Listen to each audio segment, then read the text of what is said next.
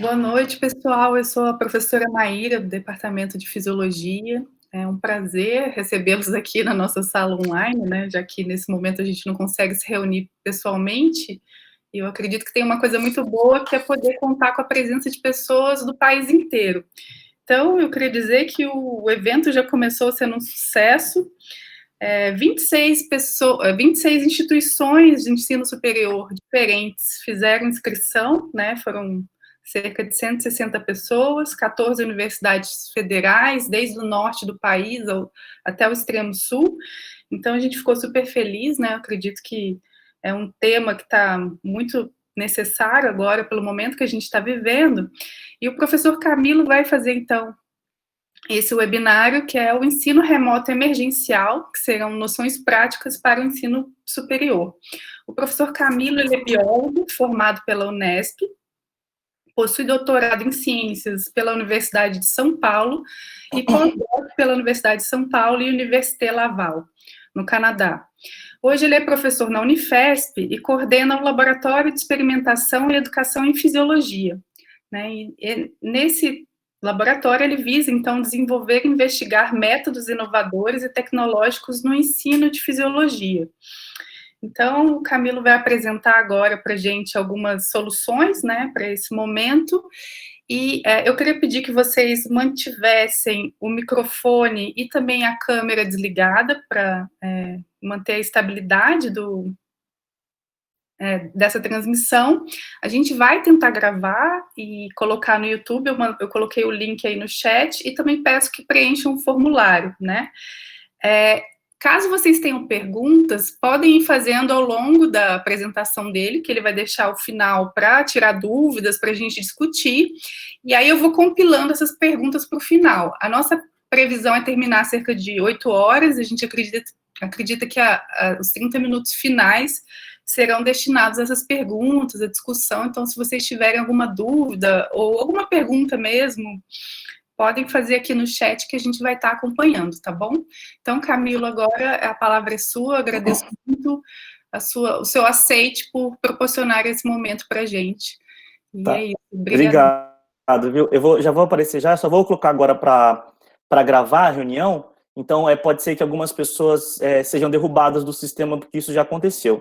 E só para questões de organização, se por acaso houver algum problema com o link, alguma coisa de invasão, aí a gente cria um outro e a Maíra tem o e-mail de todo mundo e a Maíra acaba mandando um novo link caso seja necessário. Mas esse link, ele continua sendo mantido. Então, eu vou colocar agora para gravar. E agora vai liberar aqui, deixa eu ver, vai aparecer para vocês. Maíra, se você quiser ficar também com um microfone esperto aí para responder para mim, muitas vezes eu vou perguntar alguma coisa para vocês, vocês estão me ouvindo, tem alguma pergunta? Tá bom, vou deixar o microfone aberto, então. Só se der coisa. Já apareceu que está gravando para vocês aí? Para mim, já. Já? Então, vamos lá, então. Se já apareceu que está gravando, deixa eu colocar aqui.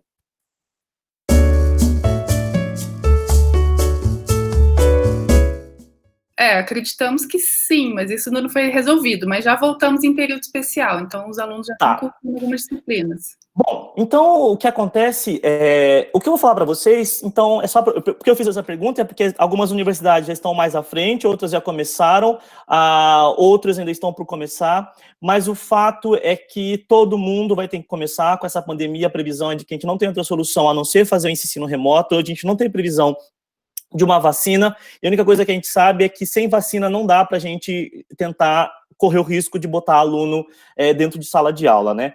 Então, por mais que a gente chorasse, não quero, não quero, não quero, chega uma situação em que não tem mais solução a não ser vou ter que dar aula. Tá.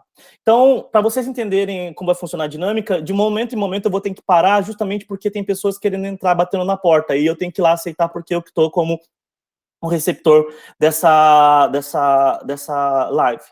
O que eu queria mostrar para vocês, inicialmente, é uma charge que eu adaptei da vida que a gente está vivendo agora, que é basicamente isso aqui. Então, imagina a gente aqui, enquanto professor, que a gente deveria ser salva-vida, e aí tem aquele mundaréu de gente, ou então a própria instituição falando primeiro um braço, depois o outro, NAD. É desesperador isso, né? A gente tem que salvar a sala de aula, salvar a aprendizagem, e alguém está falando para ele nada. Então a pessoa está querendo, a gente está se afogando, e as pessoas querem que a gente aprenda a nadar enquanto a gente está se afogando. Não é essa a condição.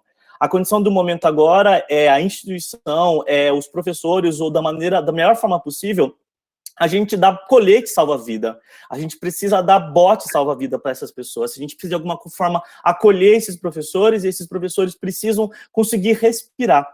E o que a gente sabe é que dentro dessa confusão toda de ensino remoto ou não, algo que tá vigente nessa história é essa onda dos prós e dos contras, né? Eu sou contra, eu sou a favor, eu sou contra, eu sou a favor, é para ter, não é para ter.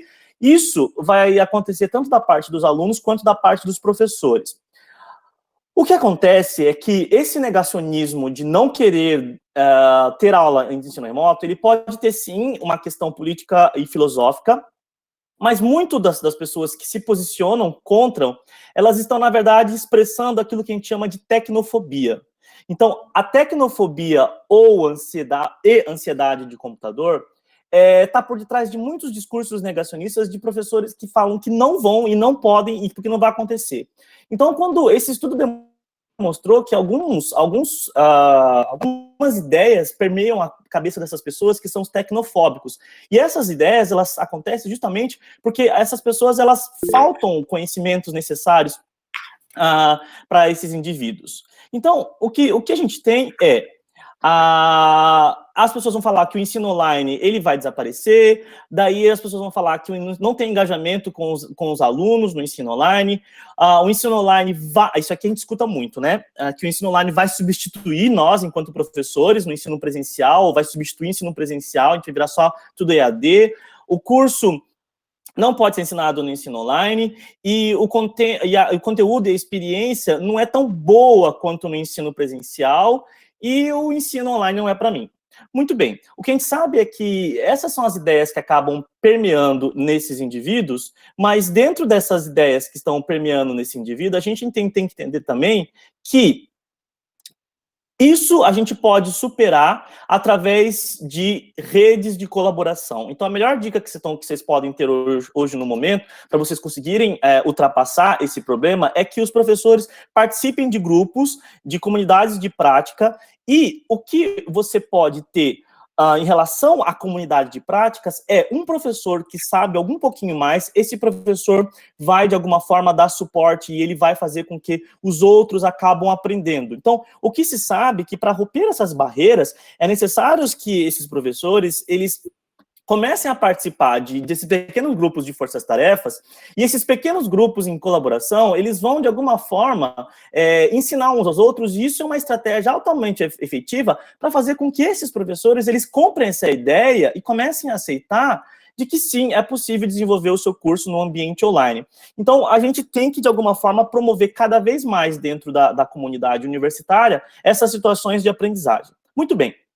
O fato é que a gente está falando de um ensino, e esse ensino, ele é um ensino remoto, emergencial, ele não é um ensino à distância, então, talvez vocês já sabem qual é a grande diferença, mas a grande diferença é uma questão puramente metodológica, do ponto de vista estrutural, de como é organizado o ensino à distância, de todas as premissas necessárias para você organizar o ensino à distância com qualidade.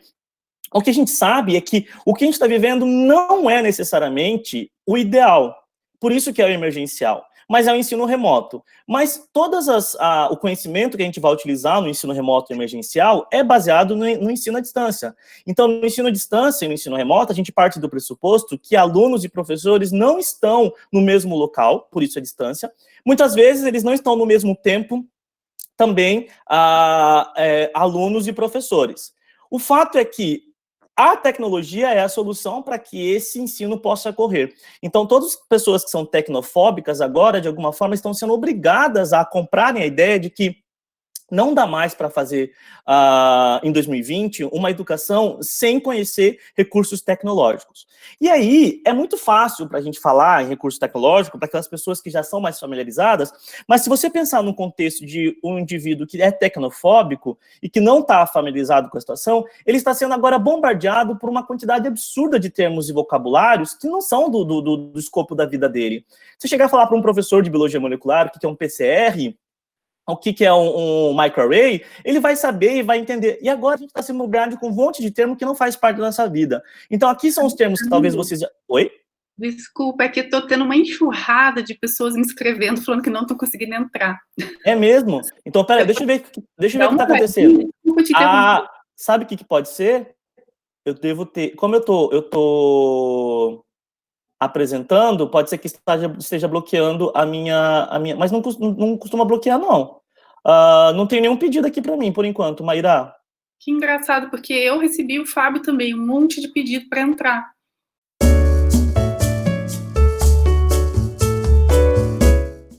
Estão vendo minha apresentação, então, agora? Sim.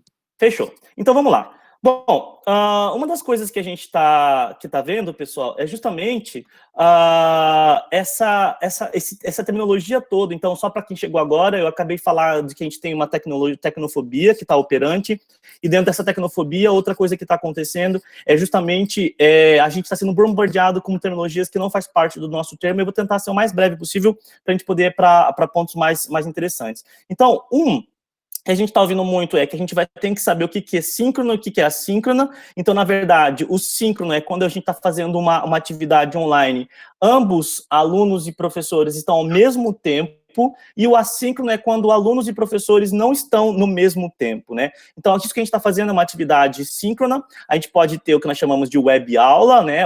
Ou uma aprendizagem assistida por computador, que é quando o aluno, ele até vai para o lugar onde tem um computador, mas ele acaba fazendo síncrona.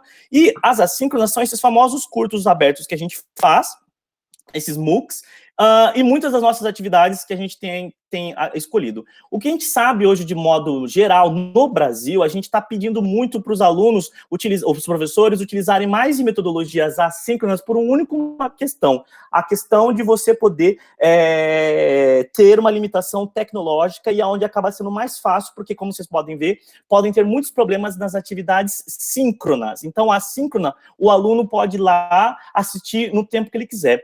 Então, nas experiências que a gente sabe, é que essas atividades assíncronas, elas dependem muito da disciplina do aluno. Então, o aluno, ele vai ter que seguir uma certa roteiro de estudo em que ele vai ter que coordenar, porque agora a gente tem que ver que, inclusive, esse cronos de tempo, a gente tem que entender que o tempo, quando a gente fala em ensino remoto, em online, ele é completamente diferente do tempo que a gente fala em ensino presencial. Se a gente tinha no tempo de ensino presencial aquela garantia de que o aluno estava naquele momento aprendendo, agora no ensino remoto a gente não tem mais essa garantia, porque ele não está na sala de aula. Ele está na casa dele ou em algum outro lugar, e a gente vai ter que contar com a capacidade dele se logar e participar das atividades. No entanto, a gente fala que ainda é importante manter algumas atividades síncronas, justamente pelo fato de que essa atividade síncrona faz com que você tenha um contato um pouco mais emocional do professor com o seu aluno. Embora a gente tenha pedido para as pessoas desligarem um pouco as suas câmeras, o que acontece é que ver o rosto de um indivíduo e tentar conversar com esse indivíduo, você consegue criar um senso de comunidade. E é muito importante você criar esse senso de comunidade dentro da sua disciplina, da sua matéria, porque isso ajuda na aprendizagem. Muito bem. Mas o que a gente tem aqui, outro assunto que a gente tem é justamente o ensino híbrido, tá?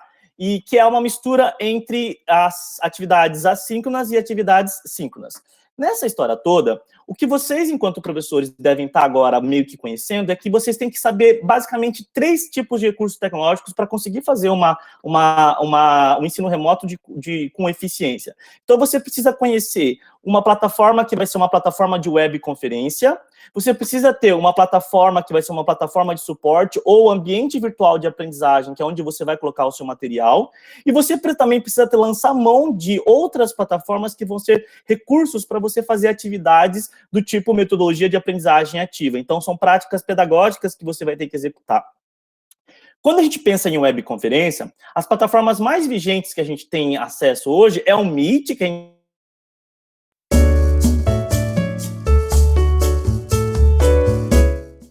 pertencente a esse sistema, então isso facilita de alguma forma você poder desenvolver as suas práticas, mas algo que é importante também vocês utilizarem são recursos que vão aumentar a interatividade com os alunos, como, por exemplo, alguns recursos que vão permitir você fazer perguntas para os alunos ou gerar atividade de participação colaborativa.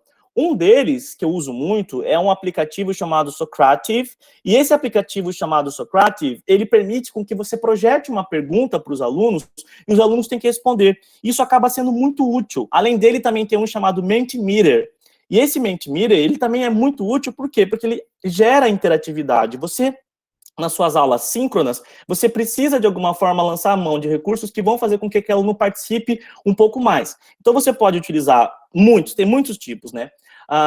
O Socrative é o que eu mais uso, porque ele acaba gerando para mim dados que são importantes, inclusive do ponto de vista avaliativo. Então, uma vez você decidido qual vai ser os seus recursos, algo que é fundamental é você, enquanto professor, também vai precisar lançar mão de recursos que vão gerar engajamento, certo?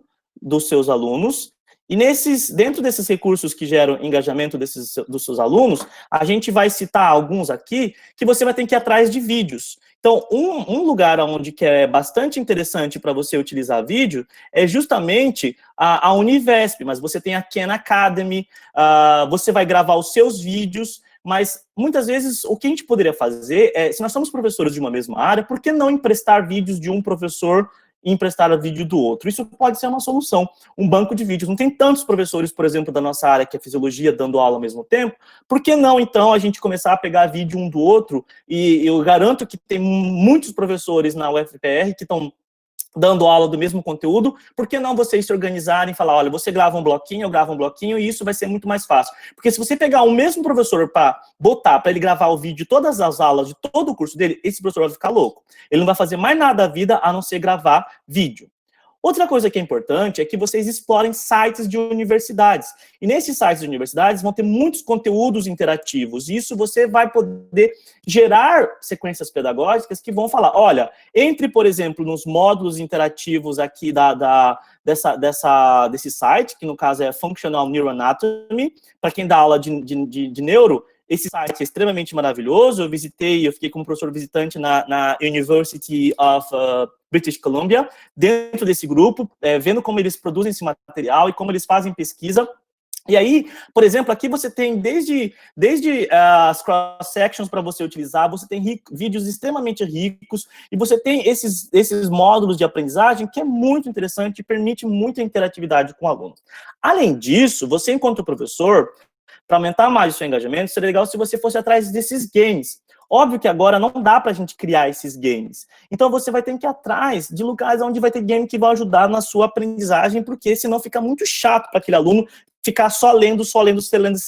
Lembra que a gente tem uma chance de perder aluno, a evasão vai aumentar muito. Por quê? Porque vai faltar um pouco essa interação com o professor. E a forma como você pode encontrar para aumentar isso é tornar o seu curso mais agradável. Por exemplo, esses para fisiologia, eu uso muito, tem esse Mouse Party, tem esse de The Blood Typing Game. Esse de Mouse Party, ele faz parte do site do Utah. Esse aqui tem no Nobel Prize Educational, tem. E esse aqui, por exemplo, é um joguinho que eu participei da criação, e esse joguinho é chamado Cerebral. Para quem dá aula de neuro, sabe que uma das coisas super importantes é você conseguir determinar qual é a sequência, né, de estruturas no sistema nervoso central. Então, a partir de um joguinho, você consegue gerar um pouco essa aprendizagem dos alunos. Está disponível tanto para Android quanto para iOS. Muito bem. Só que outra coisa que está pegando agora na cabeça da maioria dos professores e as aulas práticas. Vocês têm noção que nós corremos o risco hoje de gerar uma geração condenada pela falta de aulas práticas?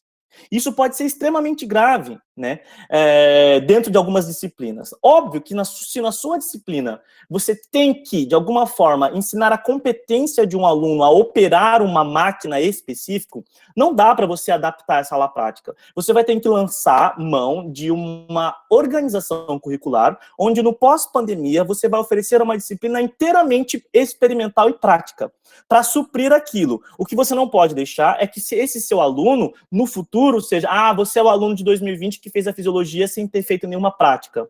Ou você fez bioquímica, ou você fez biofísica, ou sei lá o quê, você é o aluno que nunca encostou a mão no espectrofotrômetro. Imagina formar um professor da nossa área de ciências, por exemplo, sem nunca ter chegado perto de um espectrofotrômetro. Não dá.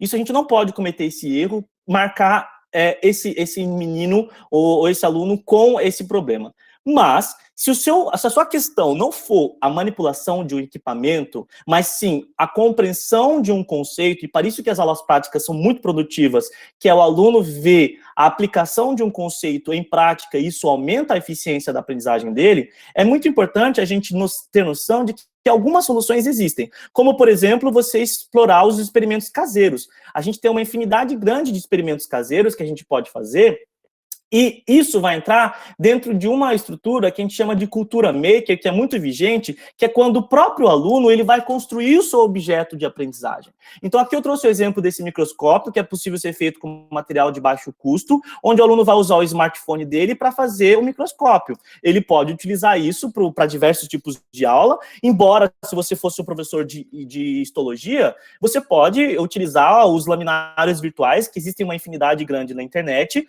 para fazer isso. Mas às vezes você precisa promover algum tipo de pesquisa e isso pode suprir a sua necessidade. Então a gente fala de muitos experimentos de cozinha.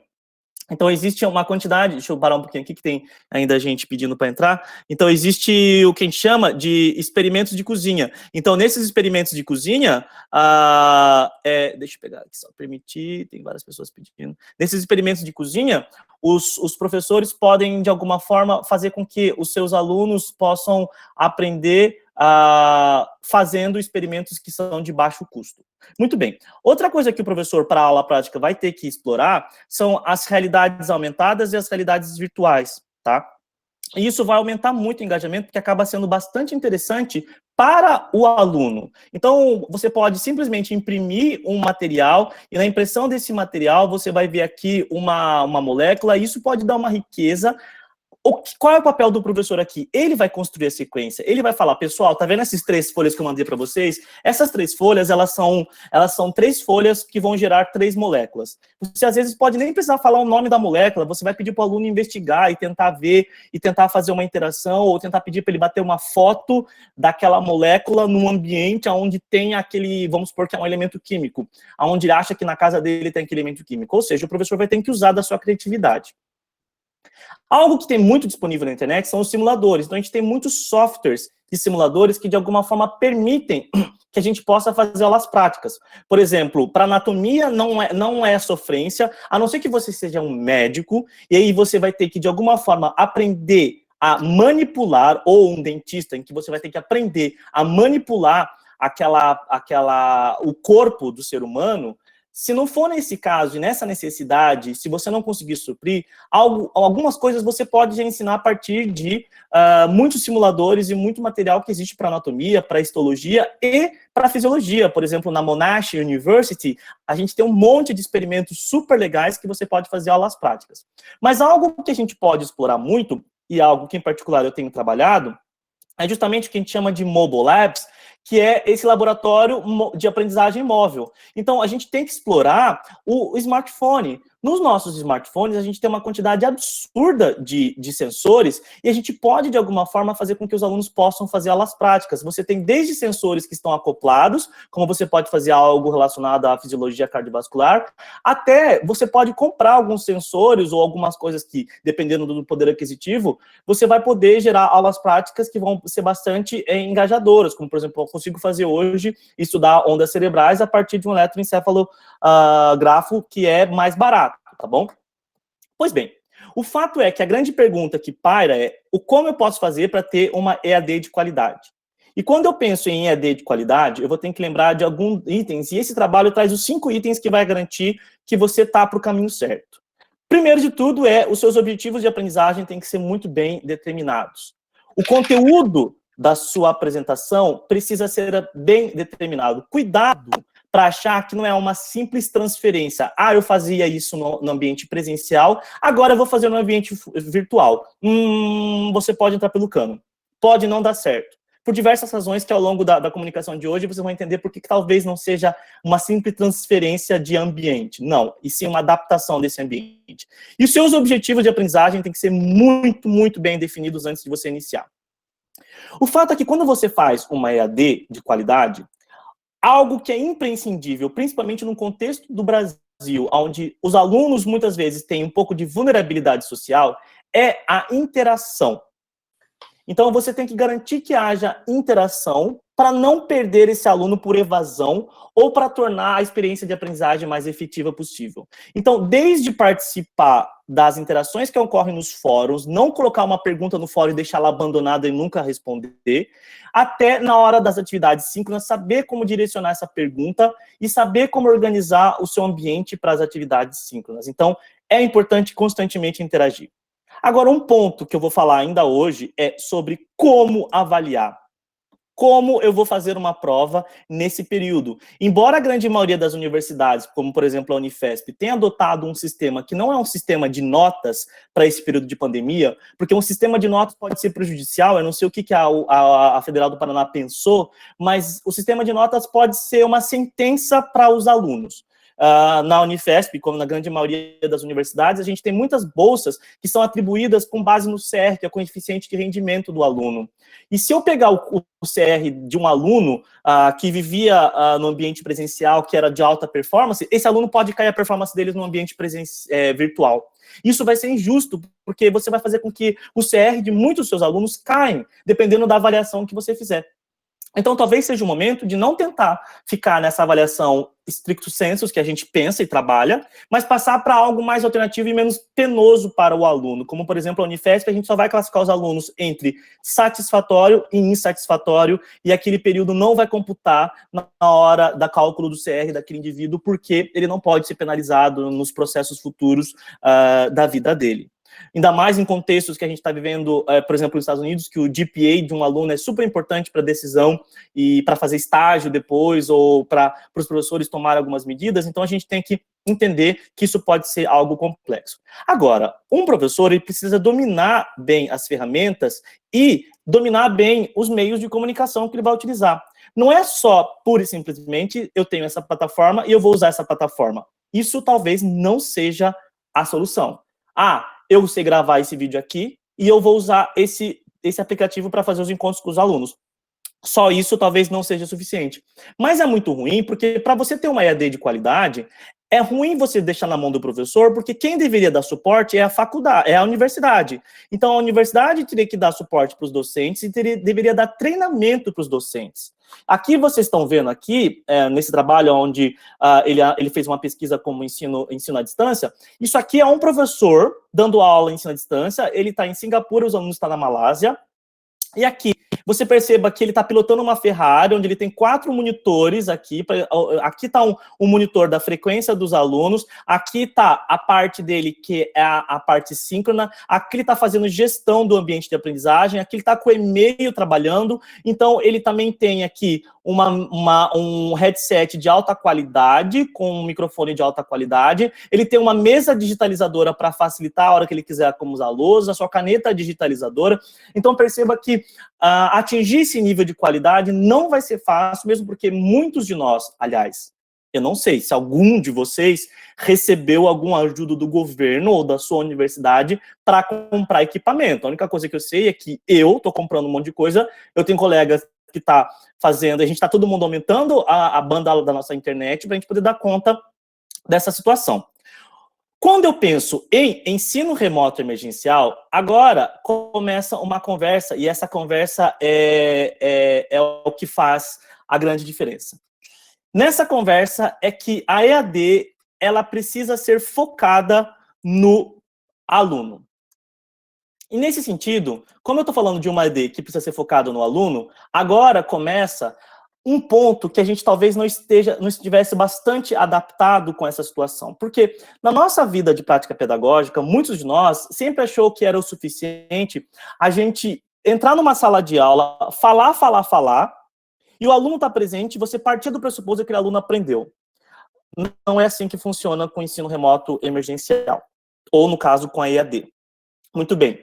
Por que não é isso que funciona? Porque, aliás, não deveria ser no presencial. O presencial já deveria mudar essa perspectiva. Essa perspectiva que você entra na sala de aula, você apresenta seus slides, depois você sai e aplica uma prova, essa perspectiva é uma perspectiva baseada no professor, que a gente chama de pedagogia centrada no professor. A perspectiva, justamente, deveria ser uma pedagogia centrada no aluno. Quando é aluno, todo mundo vai entrar em desespero. Ah, estou 100 alunos que eu vou dar aula, você acha que eu vou conseguir cuidar de um a um? Não, não é uma pedagogia de ensino personalizado, mas uma aprendizagem baseada no estudante, no aluno. Por que a EAD, de alguma forma, faz isso automaticamente com a nossa cabeça? Porque quando eu era presencial, eu entrava na sala de aula, eu falava, eu via aquele indivíduo, eu falava, ele estava lá, então ele aprendeu. Agora, no ambiente remoto, isso não funciona. Mas é positivo porque agora o professor vai se perguntar, eu estou falando isso aqui, eu estou gravando esse vídeo, eu estou botando na internet. Será que o aluno está vendo? Será que o aluno está recebendo? Qual é a forma que esse aluno está recebendo? Qual a melhor forma que eu vou precisar apresentar esse vídeo? Você tem que pensar imediatamente, quando você está preparando o seu material, no aluno. Então, por isso, o EAD, ele força imediatamente o professor a adotar uma pedagogia que vai ser centrada no aluno. Ele tem que pensar constantemente no aluno e na aprendizagem desse aluno. Como vai se dar, de forma mais efetiva, essa aprendizagem.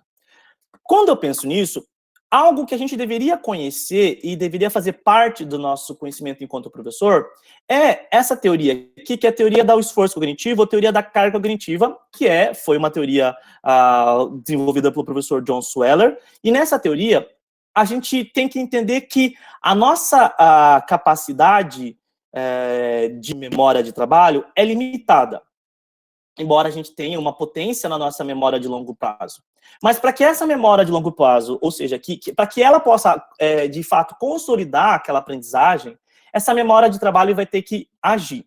Quando eu penso nisso, eu penso que existem 3 tipos que contribuem para essa carga, né? Uma é o que a gente chama de carga intrínseca, e essa carga intrínseca é aquela que é pertinente ao material. Ou seja, ela é do conteúdo em que você vai ter que ensinar. Você, enquanto professor, vai ter que saber como vai ser essas conexões que você vai estabelecer com aquele conteúdo para facilitar aquela aprendizagem. Outra carga, essa é, de alguma forma, positiva, é a carga que a gente chama de genuína. Essa carga genuína é aquela que é capaz de gerenciar o espaço da memória de trabalho. Ela vai facilitar, ela vai deixar o aluno de prontidão à aprendizagem. Ela tem a sua estrutura baseada na motivação do aluno e tem uma conexão muito grande com o estado emocional do aluno para ele querer aprender ou não. Então, essa carga, que é chamada de germane, é a carga genuína.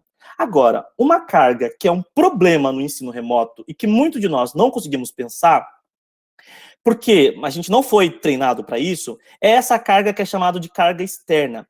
Essa carga externa, ou extraneous, essa carga é a carga que é do seu material instrucional. Como você filmou, como você gravou, como está a qualidade do som, como está a cor do seu slide, como está a disposição de figuras no seu slide, como está a sequência da sua animação. Tudo isso é o professor que tem que pensar. E tudo isso pode facilitar ou não a aprendizagem, porque isso pode ou não aumentar a carga externa. O fato é que, para a gente querer ter uma aprendizagem otimizada, um professor deve gerenciar a carga intrínseca, não tem muito o que fazer, porque se ele tem que ensinar o ciclo de Krebs, é o ciclo de Krebs que ele vai ter que apresentar. A única forma é que o professor tenha a capacidade de saber como apresentar esse ciclo de Krebs. Ele vai ter que, professor, trabalhar para tentar aumentar a carga genuína daquele aluno, mas o grande papel do professor, ele vai ter que aprender a diminuir a carga externa. E agora a gente vai tentar falar como que a gente pode trabalhar nesse problema que é diminuir a carga externa. Muito bem. Aqui, essa teoria da carga cognitiva no contexto do ensino remoto emergencial pela pandemia do Covid. Então, se eu pegar aqui dentro dessas três, eu vou falar que essa carga intrínseca, ela é uma carga intrínseca que é da competência do professor. Então, aí vai de como foi a sua pós-graduação, de como foi a sua graduação e de como você teve as suas disciplinas de didática para você organizar aquele conteúdo a ser apresentado. Então, você vai ter que gerenciar isso. Agora, se eu vir aqui para a carga genuína, como que está no contexto da pandemia? Ora, pois, se eu pensar nesse aluno, esse aluno está com uma ansiedade, e esse aluno com ansiedade, a gente sabe que ele não sabe se ele vai estar vivo, ele não sabe se ele vai morrer, ele não sabe se o pai dele vai morrer, ele não sabe se ele perdeu o emprego, muito menos ele não sabe quando vai começar a aula. Não saber é uma porta para a ansiedade. É extremamente ansiogênico. A gente sabe que a gente tem estudos que, com o aumento da ansiedade, você pode diminuir a performance acadêmica de um aluno. Além disso, esses alunos eles podem já estar no seu processo de depressão gerado pelo isolamento, no pior, pelo luto de ter perdido um ente querido, e a gente sabe que esse estado de depressão, ele pode culminar com um estado depressivo emocional, e isso, de alguma forma, pode ser impeditivo para a aprendizagem. Nesse contexto, os alunos estão no ambiente de isolamento social, e a gente, enquanto ser humano, a gente é um animal social. E esse isolar-se, dependendo do caso, alguns alunos e algumas pessoas que estão completamente sozinhas, ou isolados de pessoas que deveriam estar perto, isso pode ser um potencial momento para aumentar a secreção, por exemplo, de cortisol para aquele aluno. E ele pode estar tendo um aumento dessa produção. A gente sabe que um excesso de cortisol pode também prejudicar, embora seja essencial para a formação de sinapse, mas ele pode, de alguma forma, prejudicar o funcionamento, o refinamento daquela sinapse. Sem contar que muitos alunos pararam de fazer atividade física, e esses alunos com falta de atividade física, a gente sabe que o exercício físico ele também é benéfico para a aprendizagem. Mas a gente não pode esquecer que o sono também pode estar perturbado durante a Covid, e tem muitos relatos de pessoas com problemas de sono, porque a gente sabe que algo que é bastante importante na nossa vida é o nosso ritmo biológico, e a gente, enquanto ritmo biológico, a gente tem vários arrastadores, e um desses arrastadores é o horário comercial, e se você não tiver horário comercial, você pode sim perder aquele sono, ou você pode desincronizar, e aquilo pode virar uma parafernália na nossa vida, e a sua aprendizagem pode ser prejudicada, porque a gente sabe que o sono é essencial para a consolidação de memória de longo prazo. Eu vou falar da parentalidade, mas eu não vou pensar no contexto de um aluno, eu vou pensar agora para a carga externa. Lembra que a carga externa é da competência do professor de organizar o seu material, ou seja, de facilitar a aprendizagem do aluno pelo material que ele prepara. Se eu pensar nos professores, e aqui vai toda a minha solidariedade para as professoras mães com crianças pequenas, como que você quer que essa professora encontre um tempo para ela poder organizar se essa mãe está cuidando da filha? Óbvio, o pai também. Mas a gente sabe que o Brasil vive essa estrutura matriarcal, onde a mãe tem que tomar, na verdade é escravocata, né? Porque a gente escraviza as mães, elas têm que lavar louça, elas têm que cuidar da vida, têm que cuidar da casa, têm que cuidar do bebê, têm que fazer tudo. Então, é difícil a gente querer, e isso é um problema, a parentalidade, para você tentar trabalhar na redução da carga externa. Mas é importante que os professores conheçam algumas teorias de design instrucional para ele saber organizar o seu material de tal modo que seja eficiente o suficiente para apresentar o material de um modo organizado e efetivo. Nesse contexto, tanto os professores quanto os alunos podem ter limitações tecnológicas, desde conexão. A gente sabe hoje que aquela travadinha que a gente deu, quando você está falando daquela travadinha, isso já aumenta a carga externa.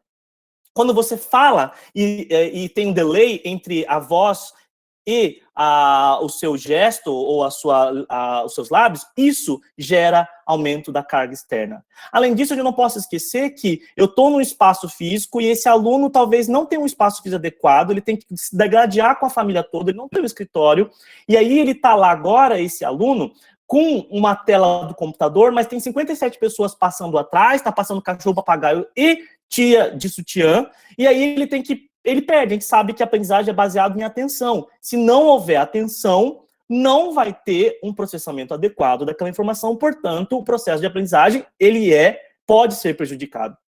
Além disso, eu estou falando agora em condições onde se o aluno tem um smartphone e tem um computador, agora ele está lá naquele computador, mas o smartphone dele está piscando e ele está tentando fazer as duas coisas ao mesmo tempo. Ainda mais essa geração de alunos que deveria aprender que não existe multitarefas no ser humano. A gente não é capaz, a gente não tem essa competência de multitasking como toda essa geração de milênios diz que tem. Não é verdade, a gente não tem aliás, estruturalmente, fisiologicamente falando, a gente não tem como fazer isso. A gente pode até fazer um switch entre informações de diferentes modalidades, mas esse switch, se ele for um conteúdo que não é relacionado, ele vai ser um disruptor, ele vai ser perturbador, e ele não vai, de alguma forma, facilitar a aprendizagem. Sem contar que alguns alunos que não têm dinheiro, eles têm utilizando apenas um smartphone. E utilizando o smartphone, aquela tela pequena, minúscula, e o professor, que quando foi preparar o seu material, ele esqueceu que vai ter aluno que vai ter só no seu smartphone, e ele botou umas imagenzinhas lá que não dá para ver nada. E aí você quer que o aluno aprenda se ele não consegue nem enxergar? Enfim, tudo isso é para dizer que a gente tem que gerenciar a carga intrínseca, a gente tem que diminuir a carga externa e eu tenho que aumentar a carga genuína. Agora, o problema maior no ensino remoto é essa carga externa. E é por isso que muitas pessoas chegam no final de dia, estão extremamente cansados, porque fazer lives e lives e lives aumenta, sim, essa carga, a carga externa. Quando eu penso nisso, teve já um professor, que é o professor Meyer, e esse professor Meyer, o Richard Meyer, ele já desenvolveu várias pesquisas relacionadas em relação ao material instrucional. Então, essa teoria cognitiva da aprendizagem por multimeios, ela demonstra para a gente várias conclusões de aquilo que você pode fazer para diminuir essa carga externa. Como, por exemplo, o efeito da multimídia, dos multimeios, como é melhor transferir uma mensagem que você coloca palavras e imagens, né, melhor do que só palavras. Então, vocês devem estar assistindo algumas lives por aí da vida, e aí o cara, como você não tem a imagem do cara, e aí o cara vai lá, fala, e tá um outro texto nada a ver. Isso é um problema. Você tem um monte de texto, está falando outra coisa, você não está dando tempo para as duas modalidades conversarem. Inclusive, se você tiver muito texto, é importante que você leia essa quantidade de texto junto com o seu aluno.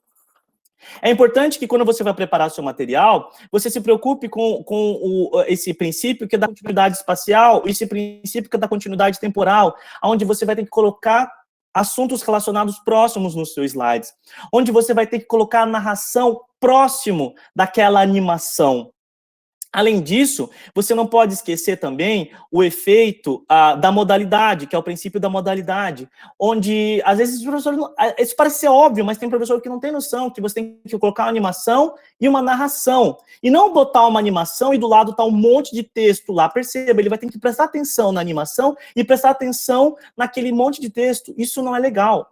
Algo que é fundamental também dentro do design instrucional para o ambiente remoto, é você trabalhar esse princípio que a gente chama de princípio da sinalização.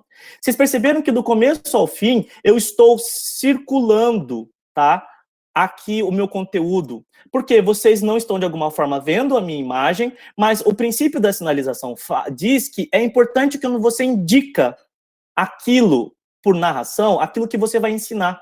Então, você coloca lá um gráfico com um monte de coisa, você coloca um textinho, uma imagem, e aí você sai falando, o aluno vai ficar perdido, ele não vai saber para onde você está falando. Para isso que existia o laser point. Então, a gente tem que usar esses laser points do ambiente virtual, que no caso são ou um laser point ou uma canetinha para você sublinhar, para você, de alguma forma, trabalhar e facilitar a aprendizagem desse aluno.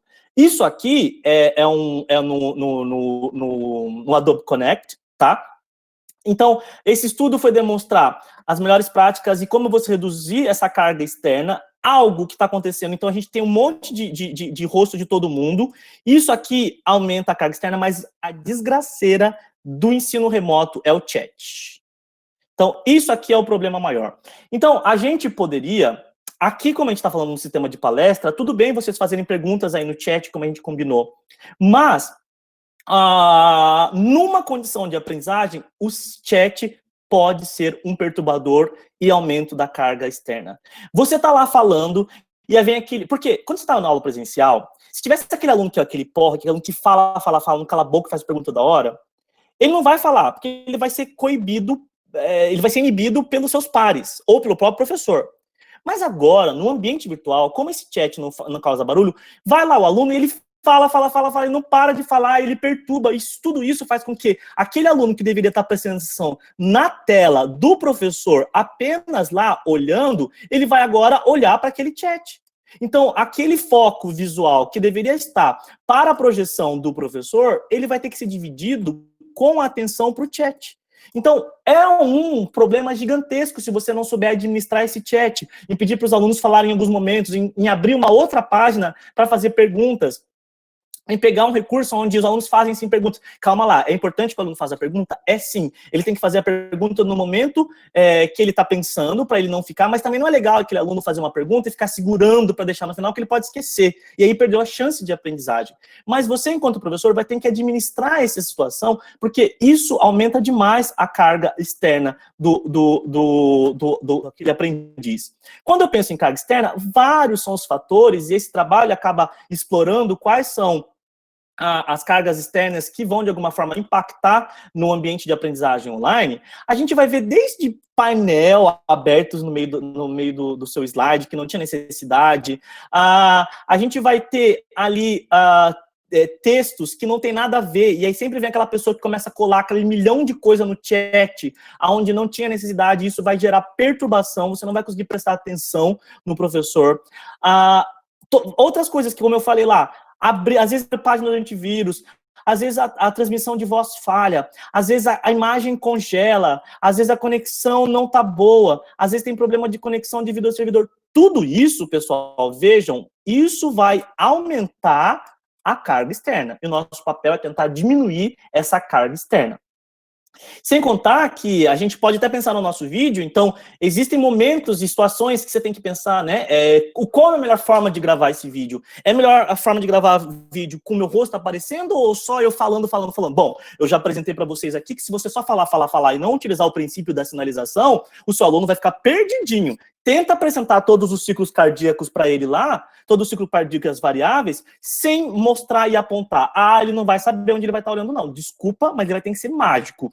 2 alunos vão saber, o resto vão estar perdido. Quando você falar que aqui é a bulha, você falar que aqui é a pressão, e você falar que aqui está o volume, o aluno já se perdeu faz tempo e não vai saber o que você está falando. Muito bem, então sim, é importante você botar vídeo, sem contar que alguns alunos com vídeo, esses alunos que têm, inclusive, problemas auditivos, eles podem utilizar para fazer leitura labial. No vídeo, você pode botar um pouco da sua expressão facial, isso pode ser interessante.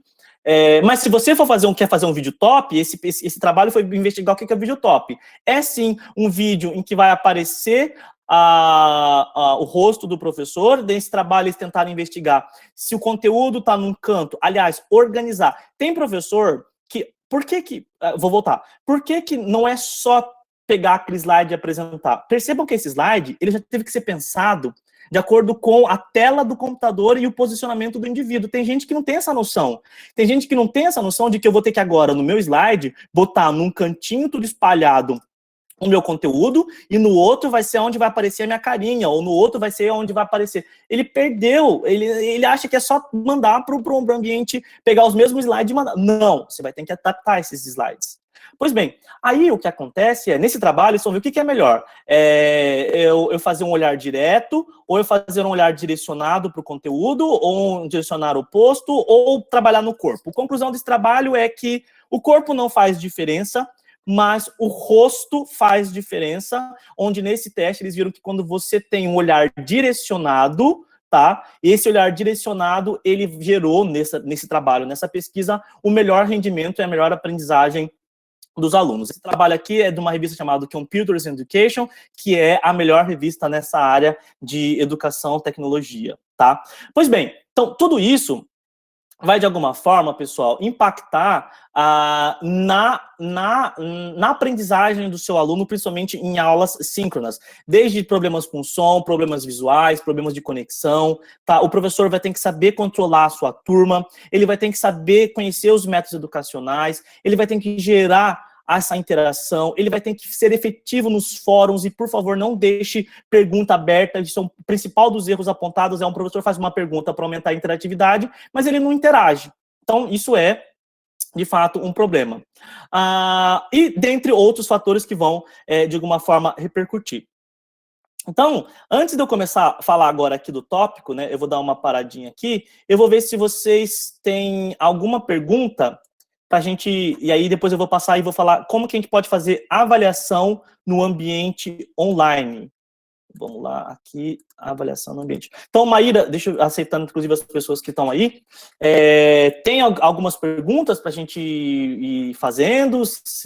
A gente pode já ir discutindo essas possibilidades de perguntas aqui. Então, as perguntas que eu compilei aqui, a primeira foi lá no início, que você estava falando da lousa digital das plataformas sugeridas. O pessoal pediu para você mostrar como é a lousa e também as plataformas, se for possível, né? Beleza. Alguma pessoa perguntou sobre os experimentos, se é melhor gravar os experimentos ou fazer eles na aula. Aí eu não entendi se é deixar para depois do período remoto ou se fazer sincronamente, né? A pessoa não deixou claro. Se a pessoa quiser abrir o microfone depois para expressar, pode falar, tá bom? Quem fez a pergunta. Você quer responder? Vamos lá. Então, bom, as lousas, pessoais, isso é super importante, principalmente para o professor de exatas, tá? Ou o professor das químicas, que precisam elaborar equações. Então, existem diversas lousas. A sugestão que eu dou para você é que, se você tiver poder aquisitivo para comprar, compre ou uma mesa digitalizadora ou compra um tablet e uma caneta. Então, existem diversas. Eu uso uma chamada Educreations, tá? E além da Educreations, que eu gosto muito, essa que eu estou usando aqui é a Bamboo. Então, ela tá. Você pode escrever aqui, toda vez. Você pode escrever aqui com vários detalhes, mas a vantagem da Educreations para Bamboo é que na Educreations eu pego a minha figura do livro.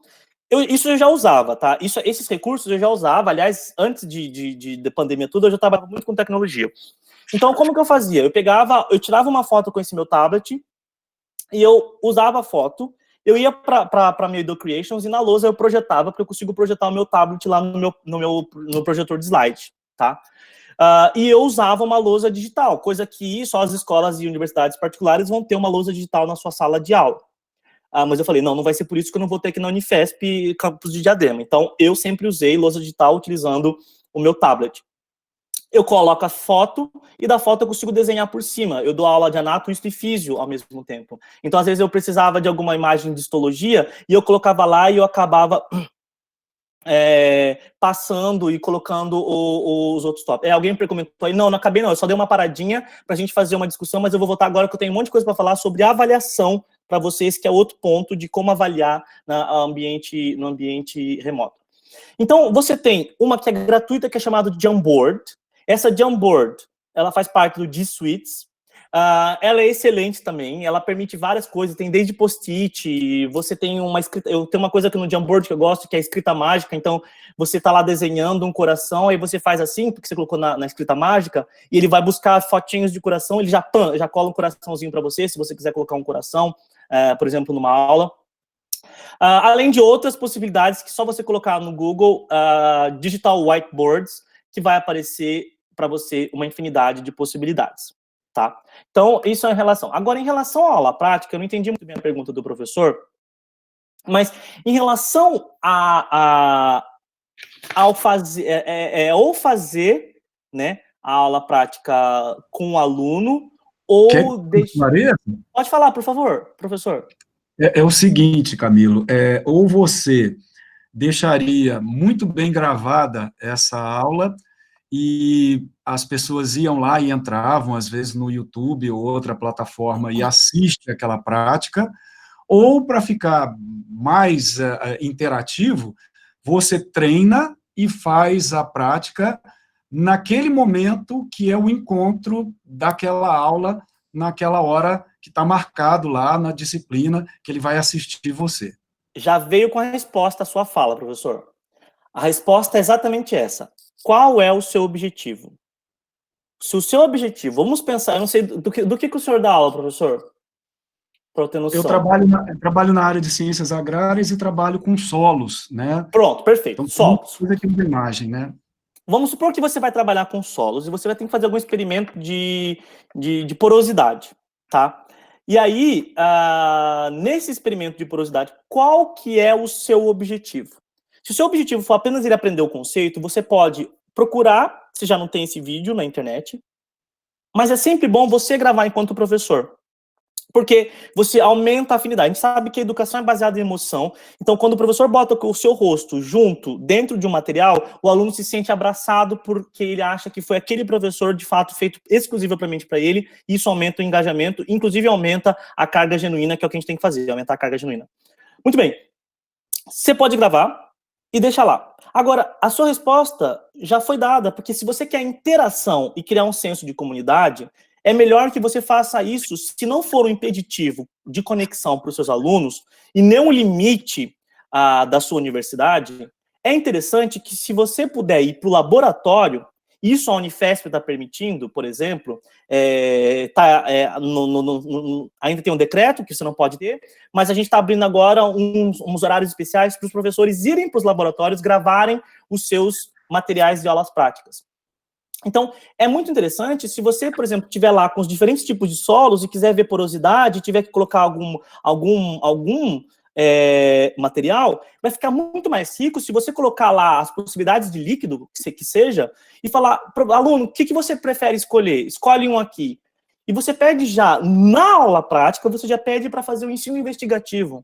E aí você fala, qual que é a sua predição? E aí você pega aquele líquido que você vai ter que ver porosidade, alguma coisa do tipo, você coloca junto com o aluno para tentar ver a predição, e aí você vai com a sua câmera, ou seja, você vai ter que ter recursos de câmeras distintos, primeiro de tudo, você tentar colocar mais de uma transmissão ao mesmo tempo de você, para o aluno poder ver em dois ângulos diferentes, dentro daquela mesma aula síncrona. Então ele vê desde um foco naquele seu objeto até um foco geral, então pelo menos isso, um foco no objeto e um foco geral, para ele ver o corpo do professor.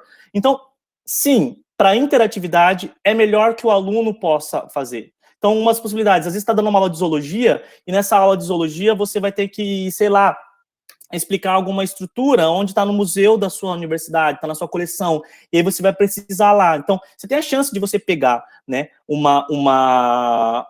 vamos supor que você vai dar uma aula sobre minhoca, e aí nessa aula de anelídeos você quer que eles investiguem as quantidades de cerdas que tem lá, ou dos grupos que tem ou não tem, e aí você tem, de repente, uma minhoca, e você tem um poliqueta, e você quer comparar esses dois, você já pede para o aluno escolher o que ele vai ter que comparar, você bota na lupa, a gente tem smartphone que dá para acoplar direto na lupa e fica transmitindo em tempo real, você pode interagir no chat, o aluno pode falar, professor, você pode ir para mais esquerda?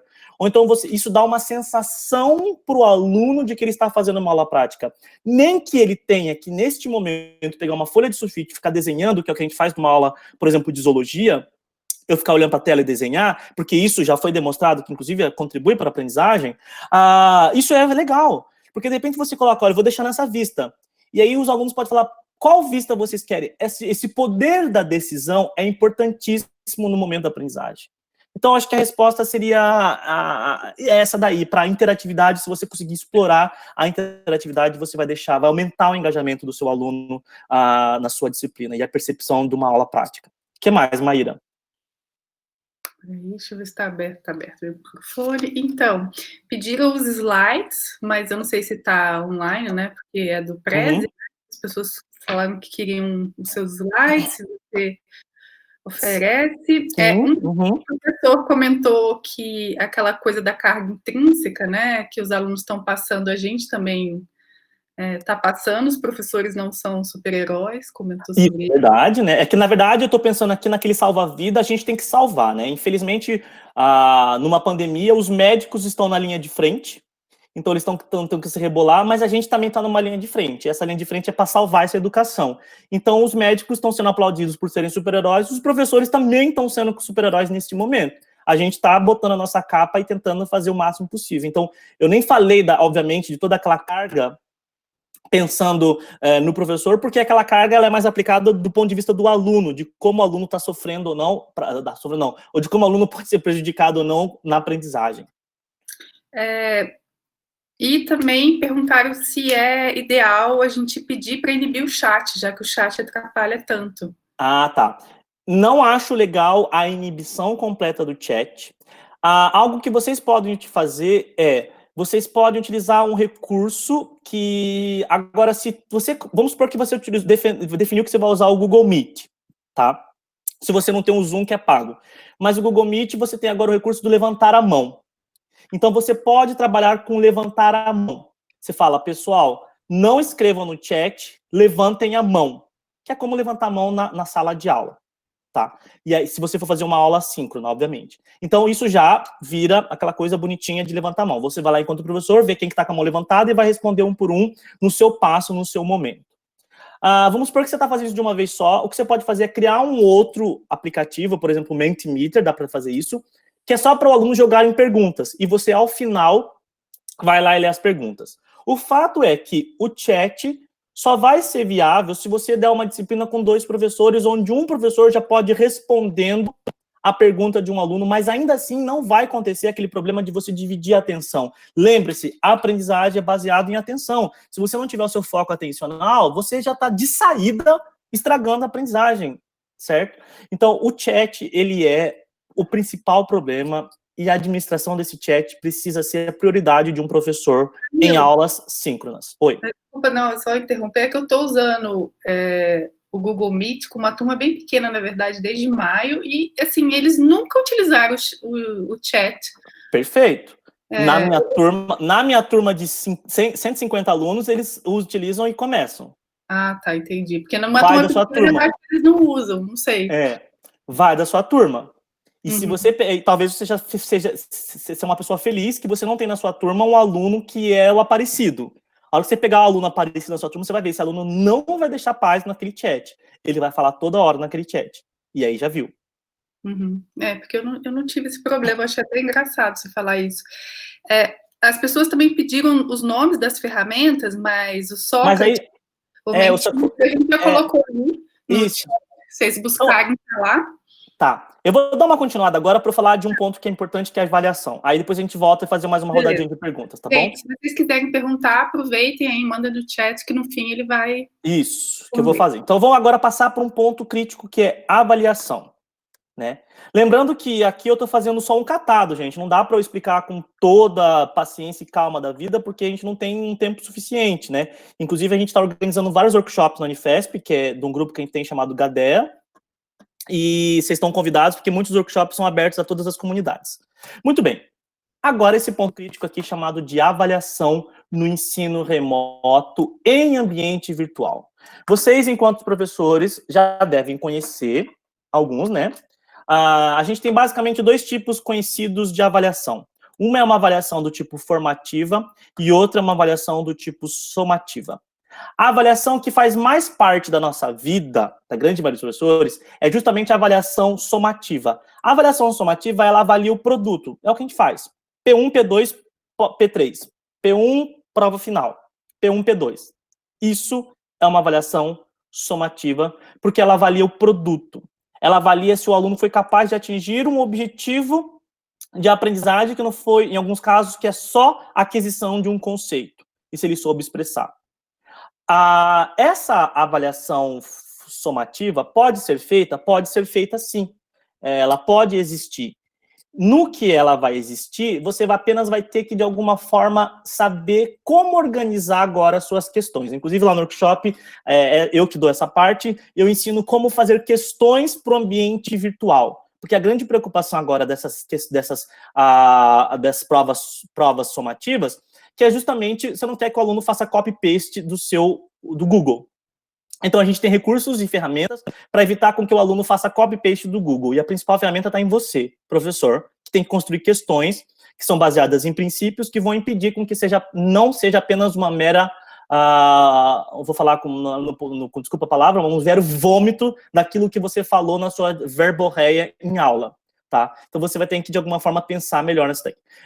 Um tipo de avaliação que é muito requerida nesse período, principalmente, a gente tem discutido em várias universidades, e no mundo está sendo discutido, inclusive a Unesco recomenda, de que a gente deveria evitar, nesse período de pandemia, essas provas que elas são de alto risco para os alunos. Tá? Por quê? Porque a gente está numa condição atípica, e botar provas que são determinísticas na vida desses alunos pode ser um sacrifício daquele coitado, daquele aluno. O que você tem que passar talvez uma avaliação que é muito bem-vinda nesse momento, é a avaliação formativa, porque ela avalia continuamente o processo. Nessa avaliação formativa, o que ela tem de mais rico é que ela oferece feedback constantemente para o aluno. E com esse feedback, ele tem chance de fazer correções enquanto ele aprende. Diferente da somativa, que é o desastre anunciado. Ele tirou 2, acabou, ele tirou 2. Mas na formativa, você inclusive pode fazer vários mecanismos de avaliação formativa, você pode, ao tempo, dar resposta para o aluno. Por exemplo, algo que você pode trabalhar como formativa são quizzes ao longo das suas aulas. O quiz é extremamente rico. E o quiz é o recurso tecnológico mais viável para esse tipo de aprendizagem conceitual no ambiente virtual. Então, quando você coloca um quiz sobre um conceito, você cria um bom quiz, você consegue ver se aquele aluno está chegando ou não, inclusive se você consegue ver aluno por aluno se ele acertou ou não a questão. Você pode ver o desempenho desse aluno e tentar ver o que ele está errando. Você pode corrigir um quiz e uma questão na frente de todo mundo dos seus alunos. E a gente sabe, por teorias de cognitivas e da neurociência da educação, da aprendizagem, que o professor Rodinger, inclusive, ele demonstrou por A mais B o efeito do teste, que é o testing effect. A gente precisa fazer provas, a gente precisa fazer questões que cobram, porque isso é o que ajuda a aumentar a retenção na aprendizagem. Então, isso já é das poucas coisas que as pesquisas de ensino têm demonstrado, essa é uma que é necessário ter prova, sim. Mas você tem que saber como você vai fazer essa avaliação. Agora, algo que é importante a gente pensar nessa avaliação, que é do tipo formativa, é você explorar algo que a gente chama de aprendizagem baseada em projeto. Toda vez que você coloca um projeto, você tem a chance de botar o aluno para aplicar aquele conceito. Então, esse tipo de avaliação vai facilitar a colaboração, ela permite uma comunicação, ela vai fazer com que o aluno resolva um problema, esse problema, e quando ele resolve um problema, ele tem que aplicar aquele conceito. Então, vamos supor que você está dando uma aula de mecânica e você bota um problema e pede para ele solucionar aquele problema. E, além de tudo, você vai gerar várias competências naquele aluno ou competências pessoais para aquele aluno interagir em grupo.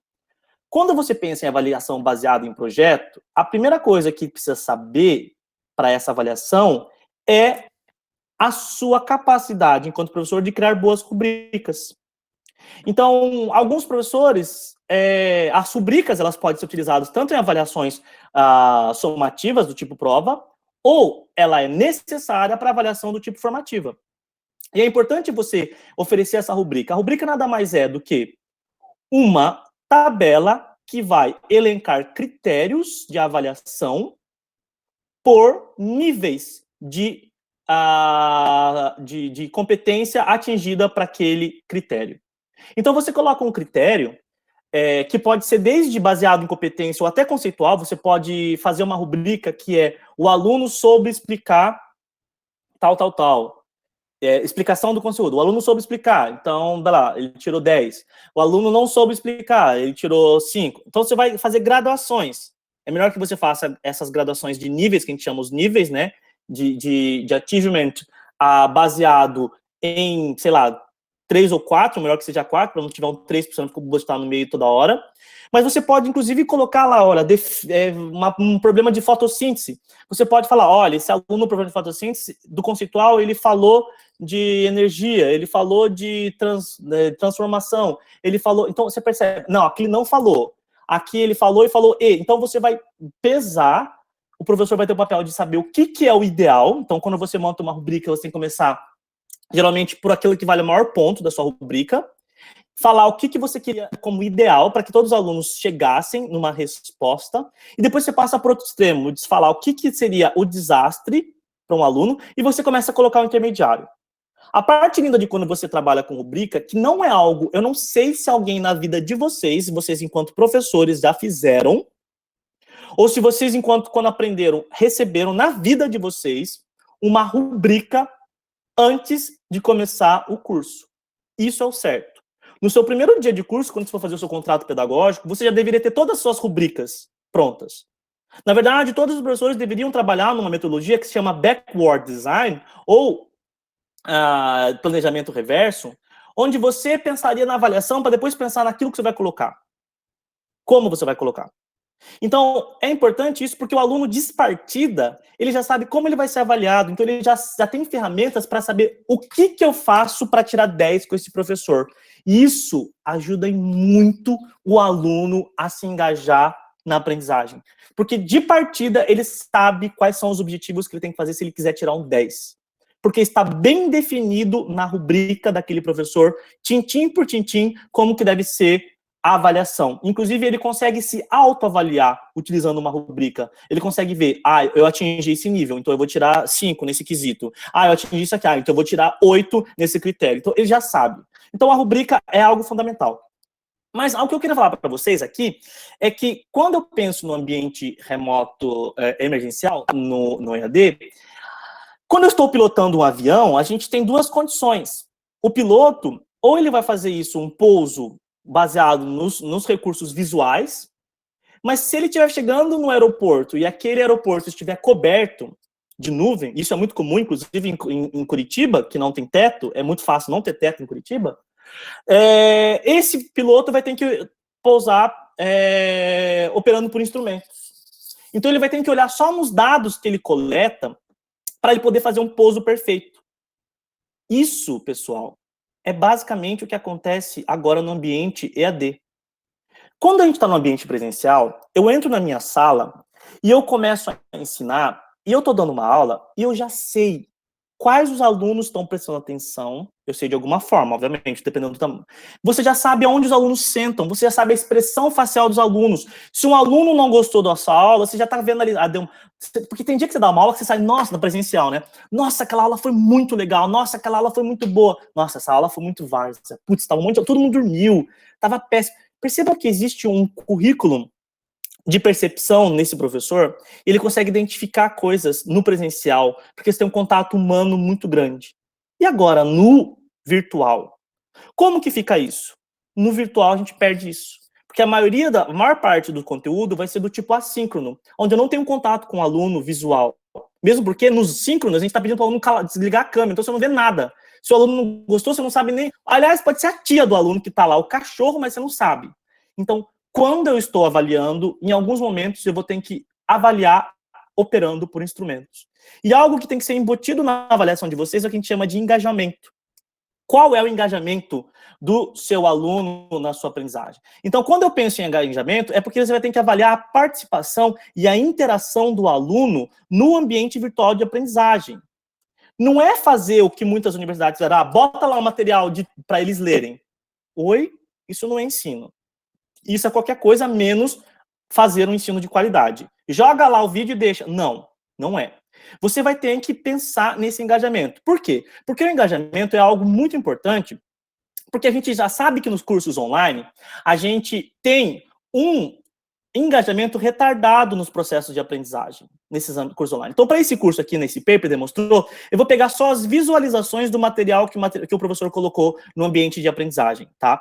Então, essa é a segunda barra. Vejam que é muito clássico da curva de engajamento, de que o engajamento começa baixo, ok? Ele começou baixo, mas esse engajamento que estava baixo, ele vai, na metade do curso, aumentar e depois ele vai cair. Isso é clássico. Leva mais ou menos 2 a 4 semanas para você ter um engajamento bom desse aluno. No meio do curso ele vai ter lá, mas depois no final ele começa a cair. Então a gente tem que entender que a grande maioria dessas performances, e foi demonstrado, é dado pelo número total de visualizações, não é nem participação nos fóruns, por exemplo. Eles viram que nesse trabalho aqui, na Computer Education, que não teve um papel muito grande nas discussões dos alunos, mas o total de visualizações das atividades do professor, isso contribui muito para a performance dos alunos nas provas, pensando nesse curso que tinha prova. Eu observo isso, eu faço um trabalho que é ensino híbrido, então nesse ensino híbrido, os alunos fazem atividades no Moodle e depois que eles vão para a minha aula, e lá na minha aula presencial, né, estou falando isso antes do contexto da pandemia, é que eu vou dar umas metodologias de aprendizagem ativa, tá? O que eu já sei isso de anos, eu já vejo que eu começo meu curso em agosto, que ele é de segundo semestre, eu não posso dar nada decisivo até setembro, porque não tem engajamento dos meus alunos ainda naquela plataforma, no Moodle. porque eles não estão acessando da maneira como eles deveriam estar. Ou seja, então todos esses dados da literatura que demonstram um baixo engajamento inicial e um aumento no final e depois uma queda, eu consigo, inclusive, observar, isso daí já é conhecido, eu consigo observar dentro desse meu curso. Isso que eu estou falando de alunos que já sabem que funciona, ainda mais agora os alunos que foram forçados a fazer dessa forma. Isso pode ser um risco, porque se eu olhar para esses dados aqui, que inclusive reproduzem esse início mais baixo e até a metade do curso, a gente consegue ver que, olha aqui, em rosa, eu estou aqui com o número de visualizações de alunos com um baixo CR. O que acontece é que os alunos mais vulneráveis, que são aqueles que têm maior dificuldade de aprendizagem, são também os alunos que têm baixa visualização. Óbvio, isso aqui é só um trabalho, e um trabalho que eu fiz observação correlacional, a gente sabe que correlation não é causation, então a gente não pode levar isso ao pé da letra, mas é um dado que demonstra que o engajamento e avaliar o engajamento é algo fundamental quando eu estou fazendo de ensino online. Inclusive, eles observaram, aqui também em rosa, que o número de visitas de um aluno naquele conteúdo, ou no conteúdo que você coloca, ele está relacionado com o insucesso daquele aluno, porque são os alunos que tiram as menores notas. Então, a gente sabe, observando esse trabalho, que a regularidade de participação dos trabalhos de um aluno, na primeira metade do curso, ela prediz a nota final daquele aluno no curso, mesmo se você for controlar pelo CR daquele aluno. Então, é de fato muito importante que a gente acompanhe o engajamento. Ah, mas e como é que eu vou fazer isso? Bom, é difícil, mas você vai ter que utilizar de recursos que vão trabalhar com aquilo que a gente chama de Learning Analytics. Então, o que é o Learning Analytics? O Learning Analytics, ele é, na verdade, uma análise de aprendizagem por dados. Então, é um sistema de coleta ou mineração, análise de relatório de dados, que estão relacionados à aprendizagem de estudantes num dado contexto educacional. O Learning Analytics, ele é utilizado para qualquer tipo de contexto, inclusive pesquisa e ensino, mas ele é extremamente rico no ambiente virtual. Porque no ambiente virtual, o Learning Analytics, ele vai ser uma ferramenta de software, um plugin, uma extensão que você instala no seu software, e ele vai automatizar esse processo de mineração e análise dos dados. Então, a partir de recursos de Learning Analytics, você consegue, inclusive, predizer para um aluno se aquele aluno vai reprovar ou não no seu curso. Você predizendo, se você tiver um sistema bom, você consegue soltar feedback para aquele aluno e falar, olha, você precisa ver mais isso por causa disso. Então, você consegue automatizar. Então, a gente tem algumas ferramentas, então, como o Google Classroom é o mais utilizado, né, ou o Moodle, né, foi o que eu trouxe aqui para vocês, tem um que dá, mas não é muito rico, o problema é que o Google Classroom não tem toda a riqueza do Moodle, o Moodle acaba sendo muito melhor do que o Google Classroom, mas eu tenho o Deal Reporting, que pode fazer o papel de Learning Analytics, e ele fala para você, esse Deal Reporting, como que está a participação em algumas atividades avaliativas por aluno, daquela sua sala criada no Classroom. Ou você pode utilizar recursos do Google Analytics, se você conseguiu inserir aquilo dentro do seu sistema de análise de dados. O administrador da sua conta que vai ter que fazer isso. Se você tiver dinheiro, você pode comprar esse software chamado Rapara. Esse Rapara aqui, eu até me encontrei com um dos representantes para poder aprender melhor, mas o único problema dele é que você vai ter que isolar um monte de atividades, porque esse Rapara ele é tão bom para fazer o analytics do acesso, que ele acessa tudo. Inclusive, se o aluno, no meio da sua aula, acessou uma página pornográfica, vai aparecer para você, o aluno está acessando uma página pornográfica. Então, tem alguns problemas com o público mais adulto. Mas no Moodle, ele é super rico, então você pode utilizar aqui esse Smart Class, mas esse Smart Class, ele é uma versão curta de demo, depois tem que pagar, então isso é um problema, mas o que eu muito uso para fazer os Learning Analytics, que foi aquele que eu mostrei para vocês, é justamente os relatórios do Moodle. Então, lá no Moodle eu tenho uma aba onde eu consigo fazer relatórios, eu consigo fazer com que gere para mim, baseado numa planilha de Excel, se um aluno acessou ou não o conteúdo, e para mim é muito clássico, e nas minhas atividades, quando tem algum quiz avaliativo, todo mundo acessa. Aí, quando tem um material que não é tão avaliativo assim, eu já consigo ver que tem um baixo engajamento, eu consigo ver que aquele aluno não leu, ainda mais se for slide de aula, às vezes um aluno pega, e o aluno manda um para o outro e nem todo mundo acessa. Então, é importante nesse período de ensino remoto que você construa uma ideia nesse aluno de falar, olha, aluno, quando eu dou aula presencial, eu sabia que você estava pelo menos comigo quando você entrava na minha sala de aula. Eu acreditava que você estava comigo. Só que agora eu não estou entrando mais na sala de aula, então eu preciso que você entre no meu sistema e faça as atividades no meu ambiente virtual de aprendizagem, porque é a forma como você está falando para mim que se você está engajado ou não. Embora, eu já vou falar para vocês que tem como dar balão nisso aqui, eu não sei se vocês já fizeram, mas tem como entrar lá e dar uma enganada no sistema. Eu, por exemplo, uma das formas de você fazer isso é quando você tem um vídeo, e nesse vídeo você tem que ver se o aluno viu. Lá no Moodle dá para você pedir para computar a visualização dele desde que ele complete alguma ação, inclusive pode ser visualização. E quem já fez esses cursos online, às vezes você consegue ver que aparece uma barrinha verde, tá? Que é um tiquezinho, que é quando você completa. Então, aquilo vai computar. Então, na verdade, aquilo já foi marcado, porque o curso online sempre faz isso, para analisar o engajamento do aluno naquele curso com o material.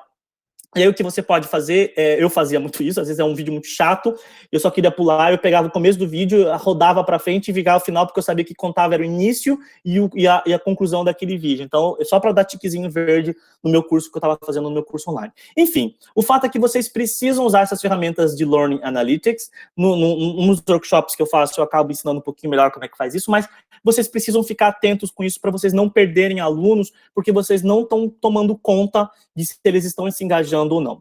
E para eu finalizar agora, eu queria falar para vocês que é muito importante o papel do moderador, como vocês sabem, nas atividades síncronas, assíncronas da comunicação, e eu vou pedir para vocês terem atenção, obviamente, com intrusos na web.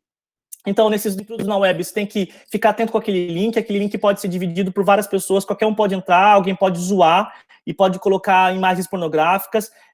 Eu estava numa reunião com uma reunião de internacionalização, com um monte de povo de Montevidéu, da América do Sul, e de repente começou uma invasão, ou seja, alguém tinha passado. Então, passar link muito tempo antes pode ser um problema, deixar para passar link próximo, mas agora algumas plataformas têm formas de impedir essa invasão. Aqui, por favor, eu vou pedir para vocês tomarem muito cuidado com os direitos autorais. Por quê? Lembrem-se que quando você estava no ambiente presencial, você colocava o seu slide, você apresentava, e depois você falava, vai embora para sua casa. E aí depois o aluno falava, me dá o seu slide, e aí você passava aquele slide. Nessa situação do passar aquele slide, se caísse na mão de alguma pessoa em que naquele slide tinha uma figura que era dele, mas você não tinha o direito autoral, você pode dançar nessa história.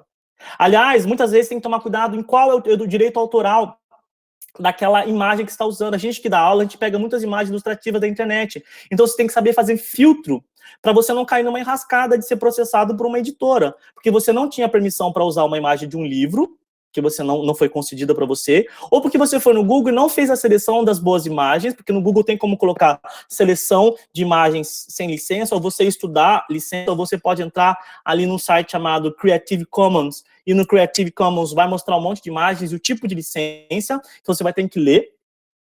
Só que nessa condição, se você não fez isso, aquele slide no presencial caiu na mão de uma pessoa errada e a pessoa vai falar, prova que fui eu, você enquanto professor. Não tem como provar. Agora tem. Porque agora tem um aluno que pode estar gravando, neste momento, a sua apresentação. E ele está falando, olha, professor, ele usou essa imagem, e nessa imagem que ele usou essa figura, mas ele não tinha direitos autorais. E mais, você vai ter que, enquanto pertencer a um grupo, você vai ter que discutir com o seu departamento, ou whatever que você tem que discutir, todos os alunos precisam, antes de começar um curso, assinar um termo de uso de concessão de direito de imagem. Por quê? Lembra que agora você está gravando. E aí, nas suas aulas síncronas, você pode pedir para o aluno abrir a câmera. Se o aluno abre uma câmera, você precisa estar respaldado de todos os alunos, porque é um direito de imagem daquele aluno. Você vai estar gravado e você pode querer disponibilizar isso na internet, no YouTube. Então, não comecem os cursos de vocês sem passar esse termo de direito de uso de imagem. Pensa se você... Imagina que isso já aconteceu, você está numa aula, sei lá, de gastrointestinal, aí você vai falar de anos, e de repente você está numa aula síncrona, tá com vários alunos lá, e aí o aluno faz uma pergunta super capciosa, e daí caiu e jogou, de repente, numa menina, ele falou o nome da menina, que a menina estava com uma hemorroida. Pensa no desastre que vai ser a sua vida. Se essa gravação cair na mão errada, essa menina pode te processar porque você não teve o direito de uso de imagem primordial que é dela. Então, não esqueçam de fazer isso e façam isso de modo institucional. E para finalizar, as questões pessoais que você precisa se preocupar, o ambiente onde você está. Isso aqui é o exemplo mais clássico daquela pessoa que vai fazer xixi no banheiro e ela esqueceu a câmera ligada, todo mundo vê. Pegar um ambiente mais neutro, né? Os alunos agora estão invadindo o seu espaço. No Zoom dá para você trocar o background virtual, no Meet também, mas o Meet fica muito lerdo, o Zoom fica melhor. E aí você tem que lembrar que o aluno, quando está na sua sala, se você não tiver um espaço, ele já está vendo tá vendo aquele professor? Aquele professor ali tem um livro, aquele livro ali é marxista. Marxista, Petralha, já era. Ele vai olhar para sua biblioteca, se a sua biblioteca estiver aparecendo no fundo. Ele vai fazer julgamento, que agora não é mais uma sala de aula onde tinha janela, cortina e lousa. Agora é a sua sala, da sua casa, com a sua biblioteca, com a sua bandeirinha LGBTQ, ou então com o seu santo que você tem lá de Umbanda. Aquilo é seu direito, você não tem que mostrar.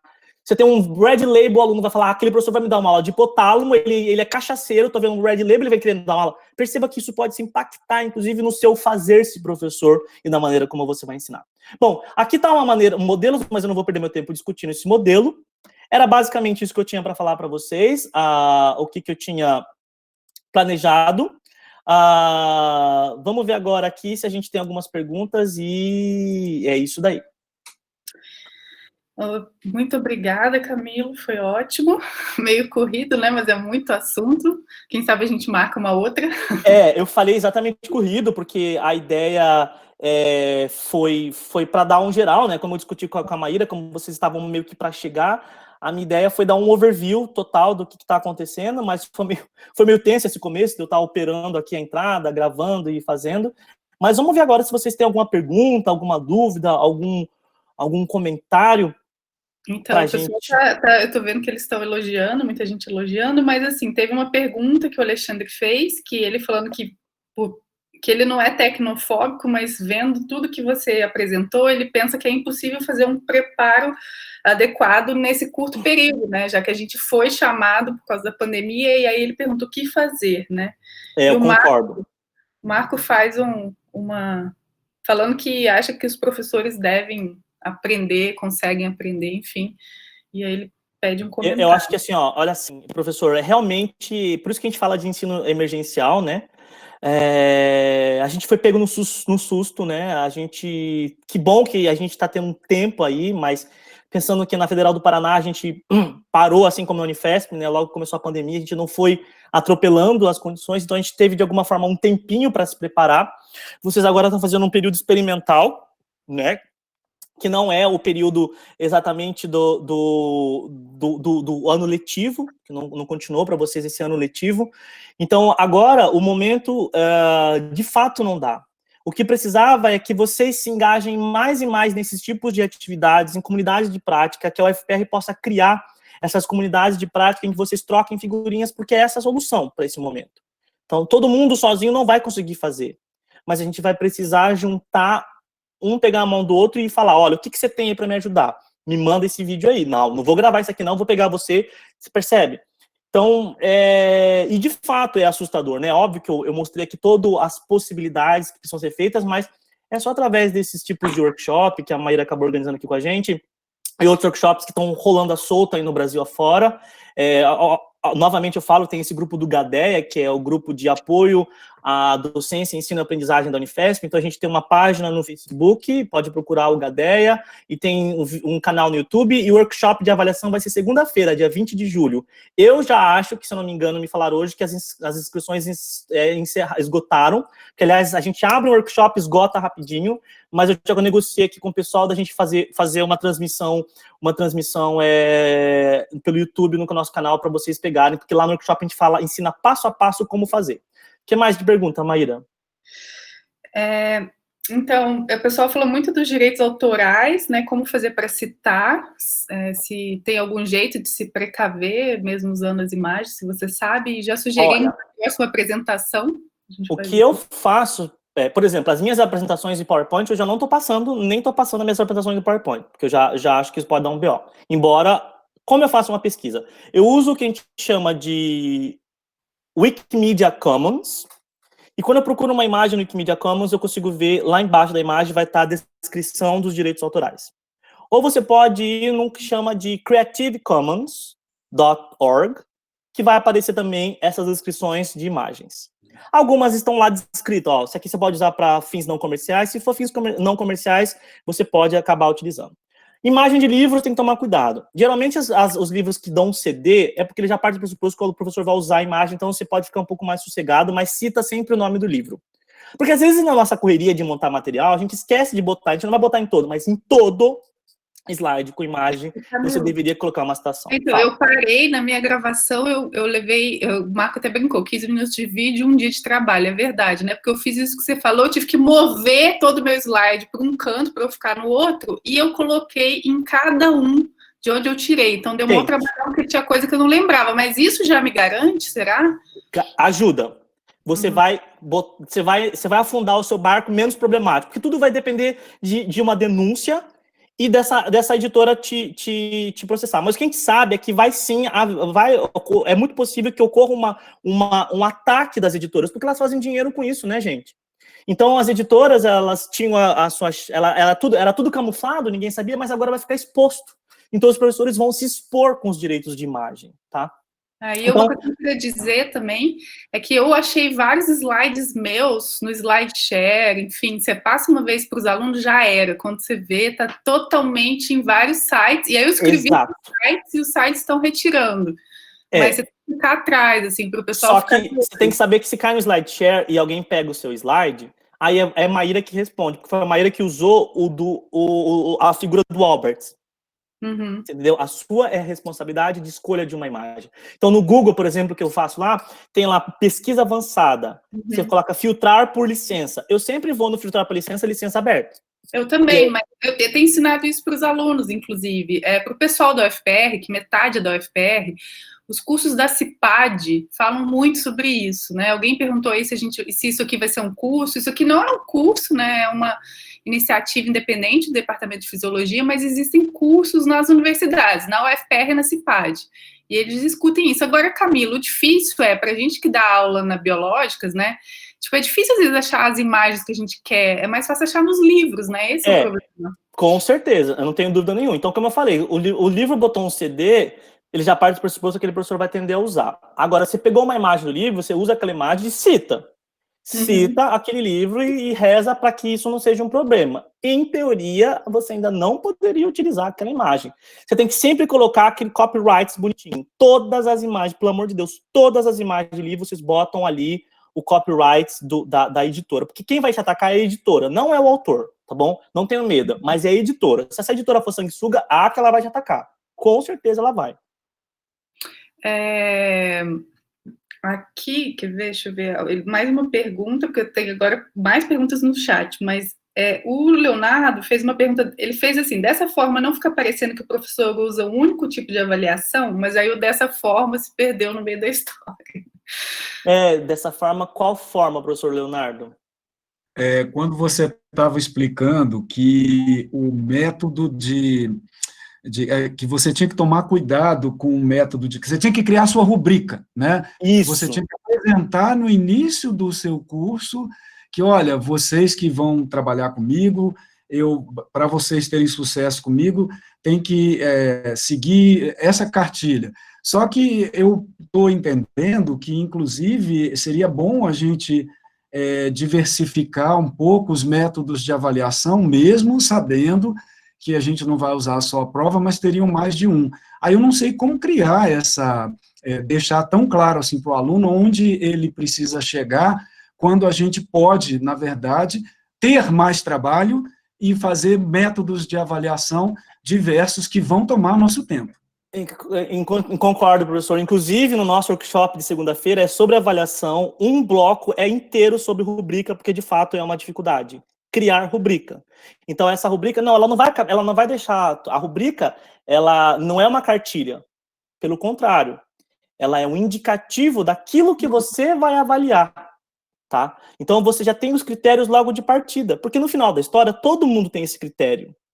Porque o professor não pode chegar agora eu peguei esse aluno, legal, ele é bonitinho, vou dar uma nota tal. Agora, quando você faz uma rubrica, você padroniza.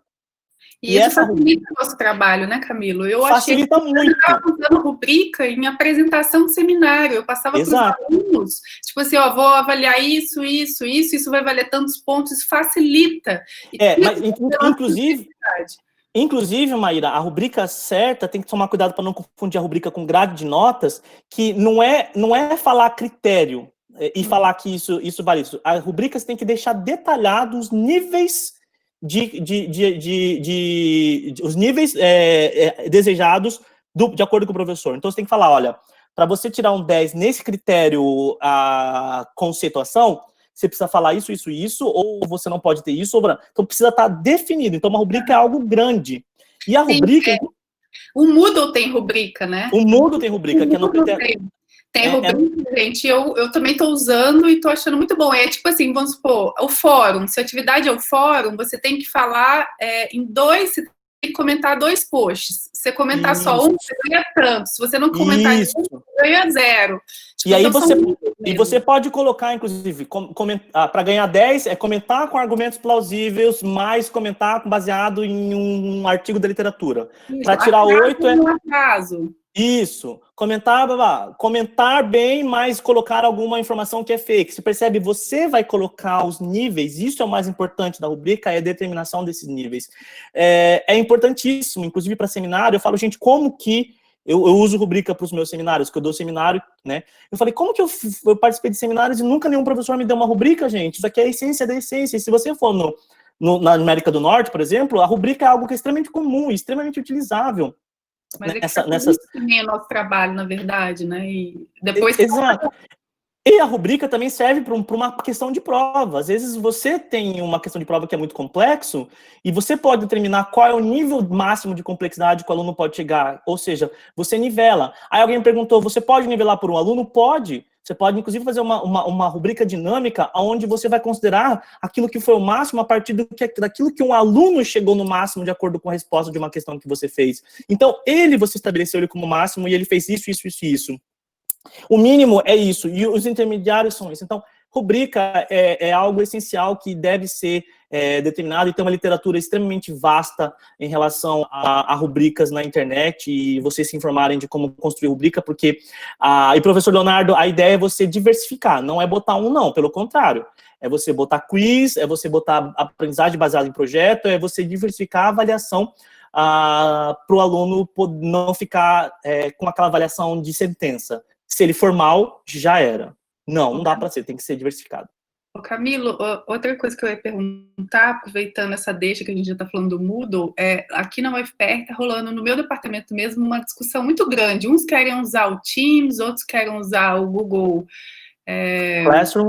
Classroom e a universidade mesmo estimula o Moodle, né? Inclusive criou uma plataforma nova que está bem legal. Uhum. E você, qual que você acha que é o melhor, né? Eu acho bem ruim essa coisa de cada um usar um. Eu sou a favor do Moodle, e você? Eu acho que é assim. Primeiro de tudo, a lição é nunca você usar 2, ok?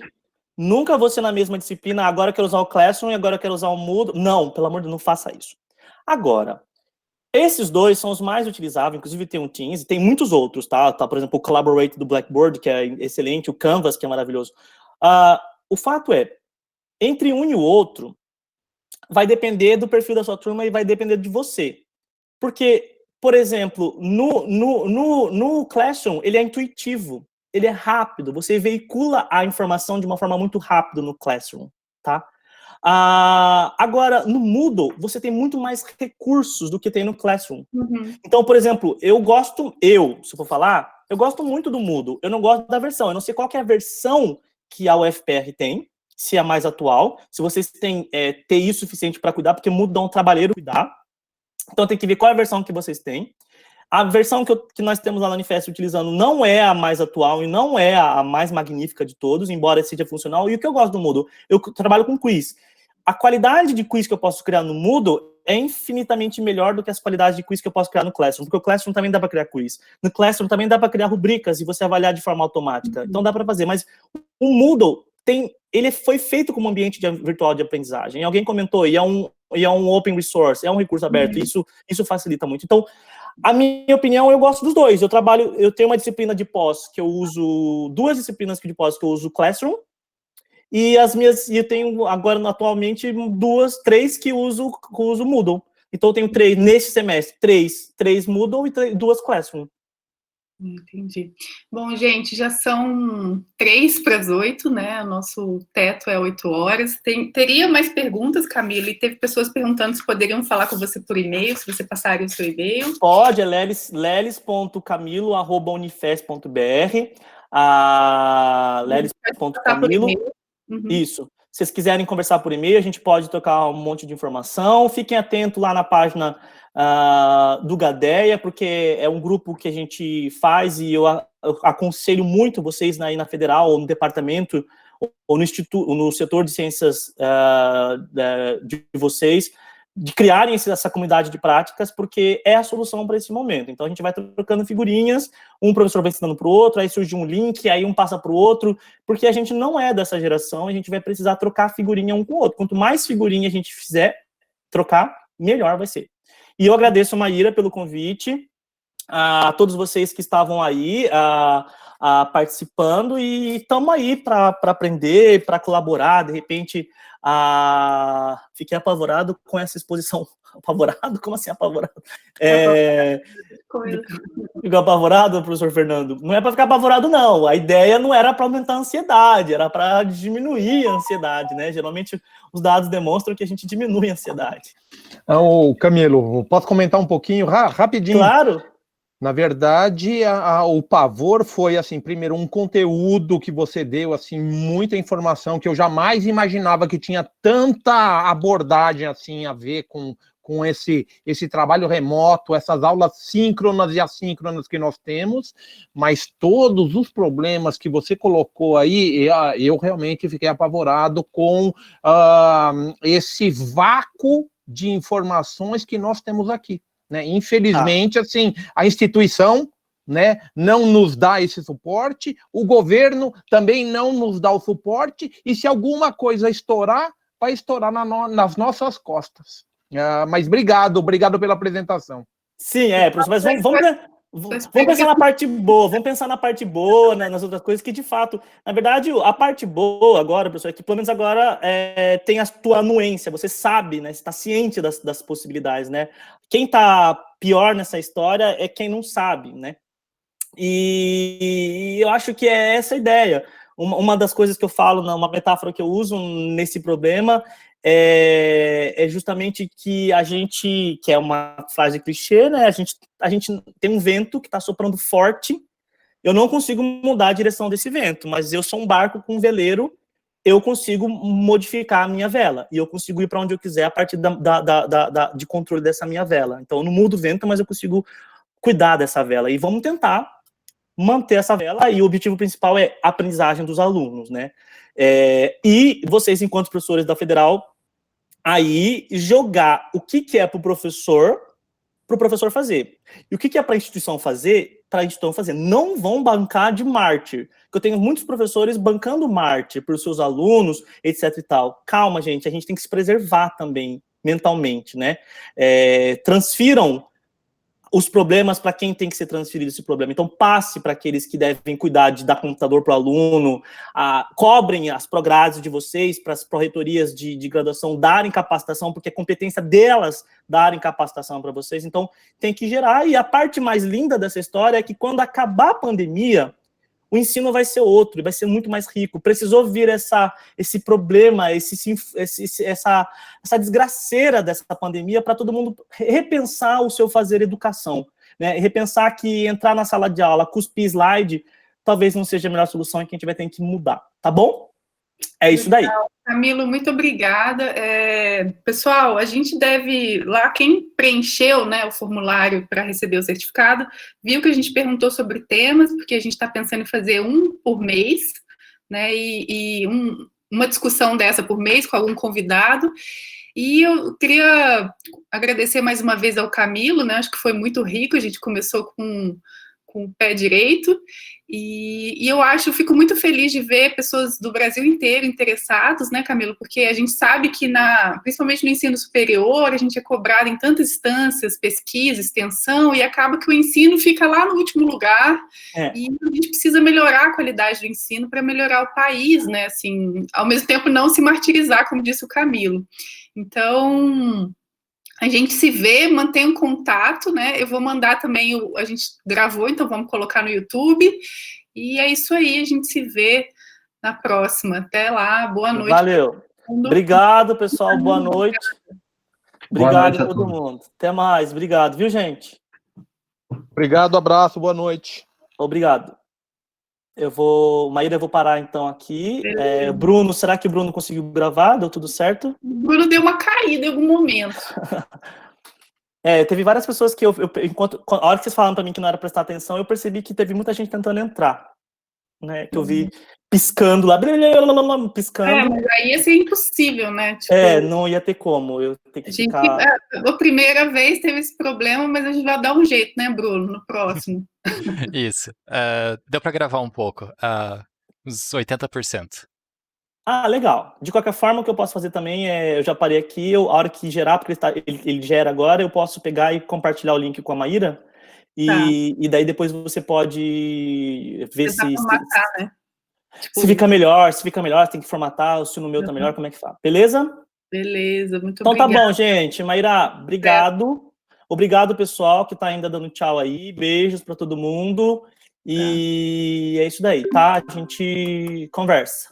Beijo. Beijo, eu vou fechar a sala. A hora que eu fechar a sala, vai provavelmente todo mundo... não, vocês ficam todo mundo, né? Beijo, tchau. A gente conversa no WhatsApp. Beijo. Tchau. Tchau.